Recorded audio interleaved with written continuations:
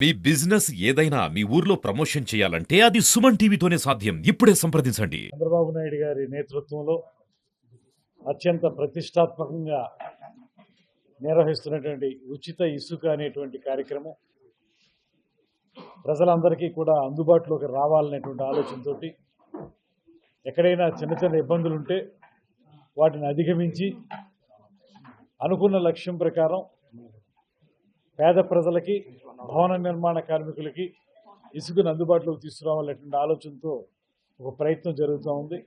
దాన్ని సమర్థవంతంగా ముందుకు తీసుకెళ్ళడానికి అవసరమైనటువంటి కార్యాచరణ పథకాన్ని తయారు చేయడానికి పెద్దలు ఎక్సైజ్ అండ్ మైన్స్ మినిస్టర్ గారు అయినటువంటి కొల్లు రవీంద్ర గారు ఈరోజు తూర్పుగోదావరి జిల్లాకి రావడం జరిగింది. ప్రధానంగా ఎక్కడా కూడా అవాంఛనీయమైనటువంటి విధానాలకు వెళ్ళకూడదని, రేటు పెరగకూడదని, ఏదైతే ఉచిత ఇసుక అనేటువంటి మాట చెప్పామో అది ట్రూ స్పిరిట్లో ఉచితంగానే ఉండాలనేటువంటి ఆలోచనతోటి ముఖ్యమంత్రి గారు కానీ ఉప ముఖ్యమంత్రి గారు కానీ దీని మీద ప్రత్యేకమైన శ్రద్ధ పెట్టారు. అదేవిధంగా ఇవాళ మంత్రి గారు కొల్లు రవీంద్ర గారు కూడా ఇక్కడికి అమలాపురం ప్రాంతానికి అన్ని చోట్లకి తిరిగి అక్కడ ఉన్నటువంటి రాజకీయ నాయకులతోటి అదేవిధంగా ఇతర స్టేక్ హోల్డర్స్ తోటి, అందులో డిపార్ట్మెంటల్ అధికారులు వస్తారు, అదేవిధంగా ట్రాన్స్పోర్ట్ వారు కానీ మత్స్యకారులు కానీ అందరితోనూ కూడా మాట్లాడి ఒక సమర్థవంతమైనటువంటి విధానాన్ని ముందుకు తీసుకెళ్ళడానికి వీలుగా ఏం చేయొచ్చు, మరింత మెరుగుపరచడానికి ఏం చేయొచ్చు అనేటువంటి ఆలోచన కోసమే ఈ సమావేశం జరిగింది. ఇక్కడ రకరకాల అంశాలు వచ్చాయి. ఇక్కడ ఇసుక లభ్యత అనేటువంటిది ఒక మాట. ఇసుకని ఇప్పుడు ఉన్నటువంటి పరిస్థితుల్లో, మాన్సూన్ పరిస్థితుల్లో మనం కొత్తగా ఎక్స్కవేట్ చేయొచ్చా అనేటువంటిది ఇంకొక పరిస్థితి. అదేవిధంగా బోట్మెన్ సొసైటీ వాళ్ళకి ఏ రకమైనటువంటి సౌలభ్యం కల్పించాలనేది మరొక సమస్య.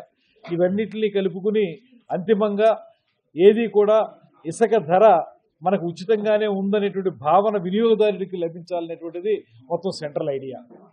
ఇది ఉచితం అన్నారు కానీ ఇంకా మాకు రేట్లు ఎక్కువ పడుతున్నాయి అనేటువంటి భావన రాకుండా ఉచితాన్ని నిజమైనటువంటి ఉచితమైనటువంటి ఇసుకగా మాత్రమే ఇవ్వటానికి, ఆ రకమైనటువంటి అనుభూతి వినియోగదారుడికి కలగటానికి ఏ రకంగా మనం జాగ్రత్తలు తీసుకోవాలనేటువంటి దాని మీద సుదీర్ఘంగా ఇప్పుడు చర్చ జరిగింది.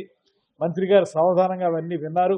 వాటి మీద సంపూర్ణమైనటువంటి అవగాహన ఉన్నటువంటి మంత్రి గారు ఒక కార్యాచరణ కార్యక్రమాన్ని ఏర్పాటు చేసుకోవడానికి రాబోయే రోజుల్లో ఎంత సమర్థవంతంగా దీన్ని ముందుకు తీసుకెళ్లాలనేటువంటి దాన్ని ముఖ్యమంత్రి గారితో మళ్ళీ మాట్లాడి దీన్ని ఎఫెక్టివ్గా తీసుకెళ్ళడానికి ఇప్పటికే జిల్లాలో అధికార యంత్రాంగం కూడా సమర్థవంతంగా దీన్ని ముందుకు తీసుకెళ్తా ఉన్నారు.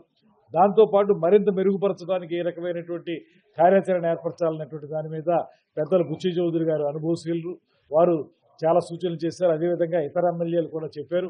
అందరం కలిసి దీన్ని ఉచిత ఇసుకని పేద ప్రజలకు అందించడానికి, భవన నిర్మాణ కార్మికులకు అందించడానికి, అదేవిధంగా ప్రభుత్వ వినియోగానికి ఉపయోగించడానికి ఇవన్నిటిని దృష్టిలో పెట్టుకుని దీన్ని సమగ్రమైనటువంటి పద్ధతిగా, సమగ్రమైనటువంటి మెకానిజంగా ముందుకు తీసుకెళ్ళడానికి మేము సిద్ధంగా ఉన్నాం.